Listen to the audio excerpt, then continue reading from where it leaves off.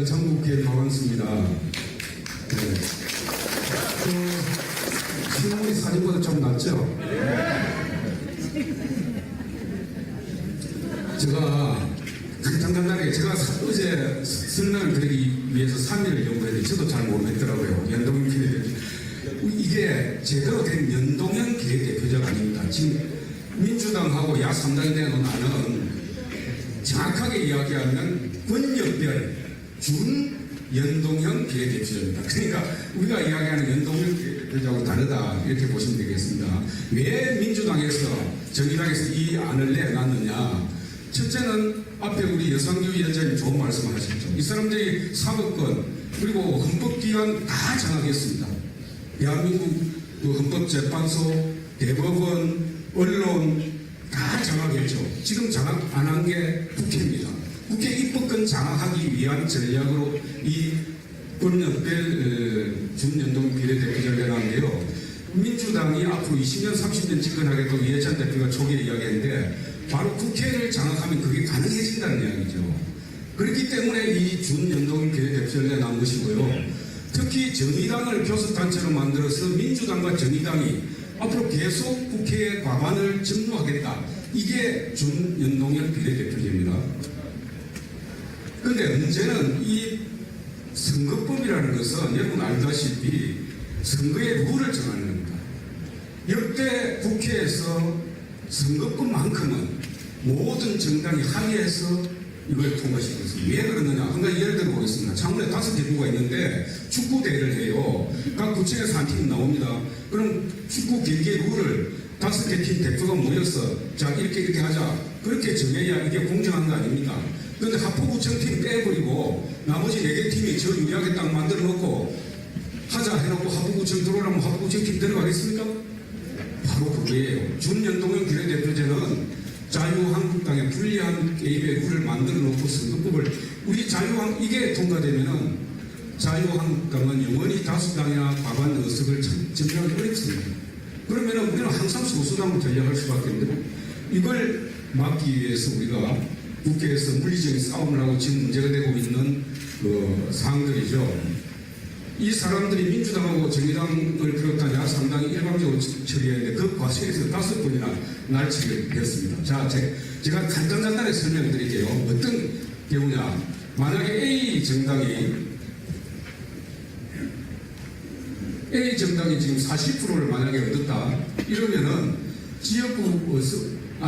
정당 득표율을 40% 얻고 지역구에서 100석을 얻었다 하면 국회의원 숫자가 300명 아닙니까? 그럼 300명의 정당 득표율을 곱하면 120석이 되게 되죠. 그런데 지역구에서 100석을 얻었기 때문에 20석을 더 가져갈 수 있습니다. 그런데 이 완벽한 연동형이면 20석을 더 가져가는데요. 이거는 절반만 연동형 비례대표제로 하도록 되어 있기 때문에 그 중에 10석만 일단 가지고 간다. 10석만 가지고 가고 그러면 이렇게 A, B, C, D, E 정당이 자기 정당 득표율에 의해서 이렇게 의석을 배분해보면은 10석, 3석, 5석 해가지고 38석이 나옵니다. 1차적으로 이렇게 38석을 배분한다는 거예요. 정당 득표에 의해서.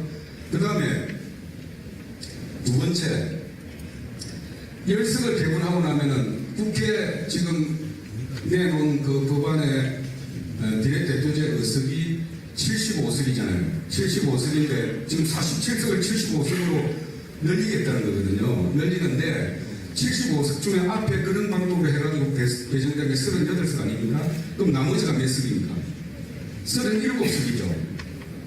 75석에서 38 빼면 37석 안 남습니까?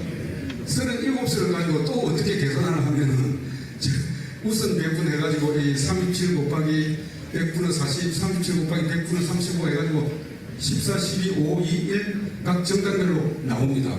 그럼 그게 34석이에요. 그럼 34석 더하고도 또 3석이 남아요. 그럼 소수점 이하를 가지고 이렇게 배분하는데 그렇게 해가지고 최종적으로 나온 것이 이제 맨 전체 의석 이 정당별 이거죠. 이게 나오는데 300석이 나오는데 이렇게까지만 하면 아무 문제가 없습니다.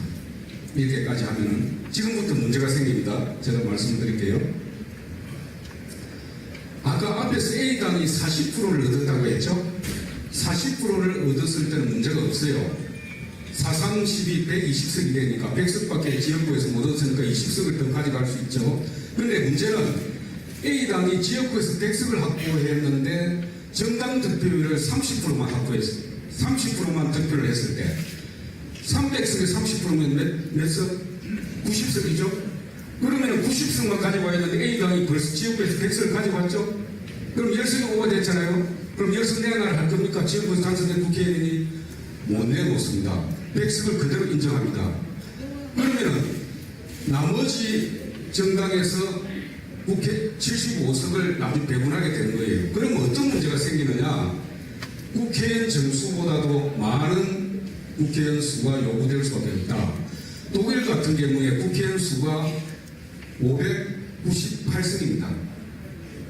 그리고 독일에는 598석인데 지역구 299석, 비례대표 299석 꼭 1대1로 같아요. 갔는데도 이렇게 배분하다 보니까 국회의원 수가 늘어나가지고 독일에는 선거 한 번 하면은 어떤 때는 국회의원이 650명이 됐다가 또 어떤 때는 700명이 됐다 그래요.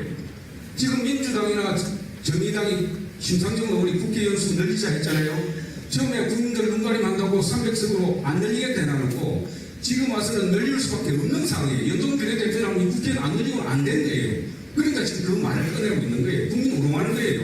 아시겠죠? 네. 또 넘어가 봅시다요. 이것만 문제가 있는 게 아닙니다. 아까 제가 만약에 우리 자유한국당이 경남도에서 만약에 그 16석 아닙니까? 경남이 16석인데 15석을 얻었다. 근데 득표율은 60%만 얻었다. 우리 경남의 도민들에게 정당 득표율을. 그럼 16석에 60% 넣으면은 6636, 9.6석 아닙니까? 그럼 뭐 반올림해도 10석밖에 안 되는데 우리가 16석 중에 15석을 얻었다? 그러면은 경남도에서는 우리가 비례대표를 한 석도 못 가지고요. 그러면 경남도민들 중에 60%가 우리 자유한국당에 투표를 했잖아요. 했는데도 정당에서 비례대표 한 석도 못 얻으면 도대체 그럼 뭐 투표 가치가 어디 간 거야? 응? 그렇잖아요. 도민이 60%를 자유한국당을 밀어주는데 비례대표 한 석도 못 얻는다고 국민의 그 투표 가치 자체가 깜깜이 쓴 거예요. 아시겠죠? 네. 그 다음에 또 문제가 있습니다. 이게 그냥 연동형 준연동형 비례대표제가 아니고 권역별 연동형 비례대표제예요. 제가 이 계산하는데 곱하기 나누기 플러스 마이너스가 16분들합니다. 저 도저히 머리가 아파가지고 그냥 심상정 대표가 그랬잖아요. 자기도 모르고 국민도 모르고 뭐 할 필요 없다. 그냥 뭐 계산해 나온 이 식이에요. 자, 문제는 뭐냐 하면은 지역의 입장에서 유권자가 가만히 저 앞에서 제가 A 공식대로 쫙 해놓은 거는 정말 합리적으로 공식대로 해놓은 거고, 자, 이렇게 이제 투표제가 시행이 되면은 정당이 머리를 쓰는 거예요. 유권자도 머리를 쓰게 됩니다. 어떤 머리를 쓰느냐? 자, 그러면 우리 도민이 60%를 찍는데 자유한국당이 비례대표 한 석도 못 얻어? 그러면 우리가 자유한국당 말고 다른 정당을 하나 세워가지고 비례대표 위성정당을 하나 만들겠다 이거예요. 정당을 따로 만드는 거예요. 만들고 후보자는 지역대표는 인물투표는 이렇게 지역대표 자유한국당 뽑고, 호남 같은 경우에는 인물은 민주당 뽑고 정당은 정의당 뽑고 이런 식이에요. 그러면 정의당은 마찬가지로 가는 거예요. 민주당이 40% 얻었는데 민주당이 이번에 무조건 정의당 정당 투표에 정의당이 40% 얻었다. 정당 투표에 정의당이 40%는 우리 만약 호남에 10석 얻으면은 4석을 그냥 그대로 가지고 가는 겁니다. 지역 국회의원 하나도 당선 안 돼도. 이렇게 되다 보니까 이게 굉장히 복잡해지는 거예요. 자, 예를 하나 들어보겠습니다. 지역별로, 권역별로 하면요. 아까 말씀드린 대로 그렇게 계산하면 A 정당은 125석, B 정당이 108석인데, 이 작게는 300석이, 이 B 정당이 민주당이에요. 민주당이 정의당하고 짜는 게예요. 짜가지고, 지역구 국회에는 우리 민주당 찍어주세요. 85석을 가지고 가요. 근데 정당 투표는 정의당을 찍어주세요 해가지고, 당초는 이 35% 민주당 30% 얻은 것을 민주당은 5%만 얻고 정의당 30% 주세요. 그러면 이 결과가 어떤 문제가 생기나 하면요. 이 원래 108석이었는데 이 정당이 정의당이 이렇게 46석을 얻어요. 비례대표 30%를 가져가면 되는가지고 그러면은 처음에는 108석이었는데 이 두 개 합해보면 131석이 되고 A 정당은 마이너스 14석이 되는 거예요. 이게 저 125보다 14석이 적어지는 거예요. 이렇게 머리가 꼼수가 작용한다는 꼼수가 이렇게 해버리면은 다른 정당은 6석, 2석, 1석 다 뺏기고 이 정당의 의석이 131석으로 늘어나면서 위성정당이 30석이나 가져가 버린 거예요. 지역별로. 지금 이렇게 되면은 각 정당이 이 꼼수, 뭐 합중연행, 이합지산 이거는 국민의 표는 어디로 가는지 몰라요. 내 표는 어디로 가는지 모르고 전혀 깜깜이 쓴 거. 그리고 국민에게 혼란을 주는 선거 시간 다 돼가요? 근데 이게 또 문제가 있는 게 뭐냐면은 전국을 6개권 여러분 나눕니다. 6개권 나누는데 예를 들면 여기 뭐 서울 1, 2, 3, 4, 이 부산, 우리 부경이 6건째 6권역인데 이렇게 비례대표를 만약 300석을 안 늘리고 비례대표를 75석으로 늘리면 지역구를 줄여야 될 거 아닙니까? 그렇죠? 지역구를 28석 줄이도록 되어 있어요. 그러면 전국 서울에 7석, 인천에 3석, 구루경 같은 게 5석을 줄여야 됩니다. 자, 과거에 우리 국회의원 의석수 하나 줄이는데 얼마나 시끄러웠어요. 전국에 28개 지금 선거 얼마 안 남았는데 줄이겠어요? 저는 불가능하다고 생각합니다. 못 줄인다. 비례대표제 아예 없애면 될 거 아니에요? 그래. 우리 자유한국당은 비례대표제 없애라고 국회의원 수를 줄이자. 우리 자유한국당은 비례대표 없애라. 왜? 뒤에 또 이야기하겠습니다. 국민이 직접 뽑는 국회의원 수를 줄이고 정당이 추천하는 국회의원 수를 늘린다는 국민들의 뜻에 반하는 거죠. 국민이 지수는 직접 지역구에서 뽑는 의원수를 늘려야 되지 그 수는 줄이고 정당에서 뽑는 정당에서 깜깜이로 해서 뽑는 그 국회의원 수 늘린다. 말이 됩니까? 들고 일어나야 되겠죠.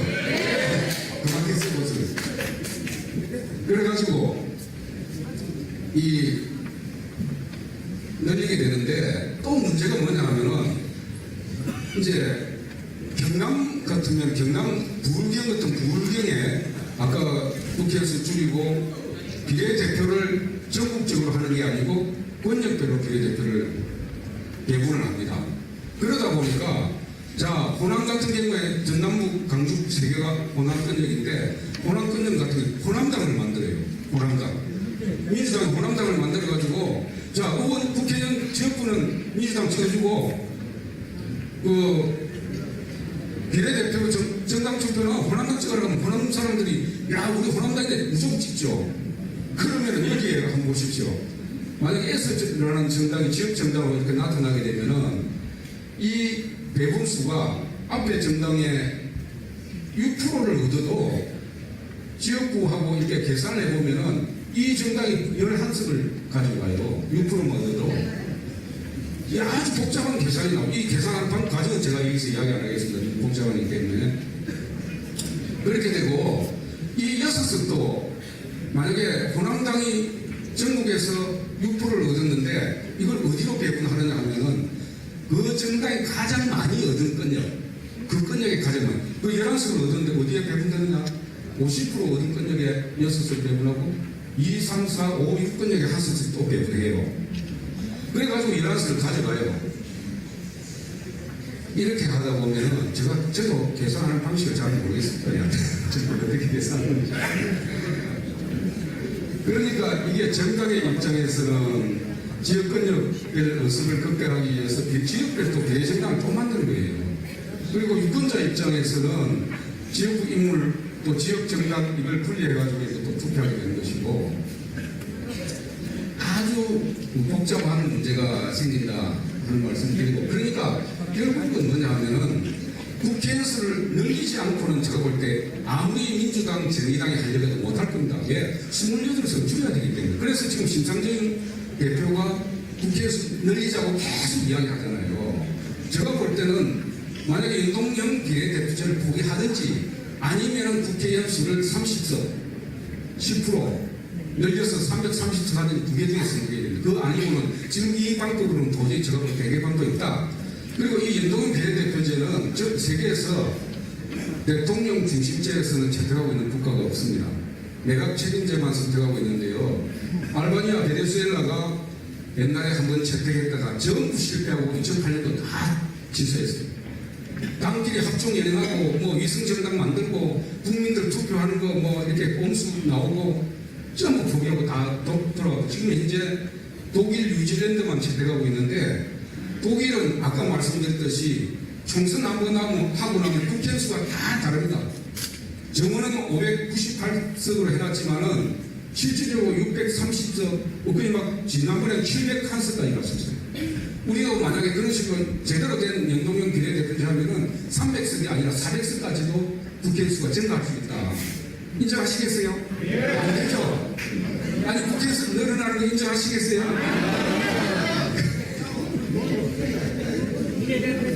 저는 이 연동형 비례대표제는 제가 전문가들한테 의견을 구했는데 우리 헌법에 합치되는 게 아닙니다. 헌법에 유기됩니다. 국민주권주의에 유기됩니다. 우리 국민들이 의회를 구성해서 대의제 민주정치를 하는데 지역구 국회의원 수 줄이고 정당에서 추천한 국회의원 수 늘린다는 거, 또 자기가 투표한 투표의 가치가 다른 사람마다 다 다르잖아요. 아까 정당에 똑같이 투표했는데 내가 투표한 투표의 가치는 다른 당에서 비례대표로 먹는데 뭐 우리 자유한국당은 만약에 지역에서 많이 의석을 차지하게 되면 내가 투표한 정당 투표는 은대한 게 없어집니다. 투표의 가치가 달라지는 거예요. 그리고 직접 선거의 원칙에도 위배되는 것이고 평등 선거의 원칙이 된다. 그래서 이것은 위헌 가능성이 높고 헌법재판소에서도 이 부분에 대해서 인정한 과거의 판례가 있다는 거 여러분께 말씀드리고요. 이런 제도, 국민도 모르는 제도, 또 지역구 국회의원 수를 전체 국회의원 수를 늘리는 이 선거제도, 그리고 지역구 국민이 직접 뽑는 지역구 국회의원 수 줄이고 정당이 뽑는 국회의원 수 늘리는 이 제도 인정하시겠어요? 가만히 되겠죠? 막을 수 있죠? 우리 한교안 대표님과 함께 국회에서 꼭 막아내도록 하겠습니다. 그래야 자유한국당의 미래가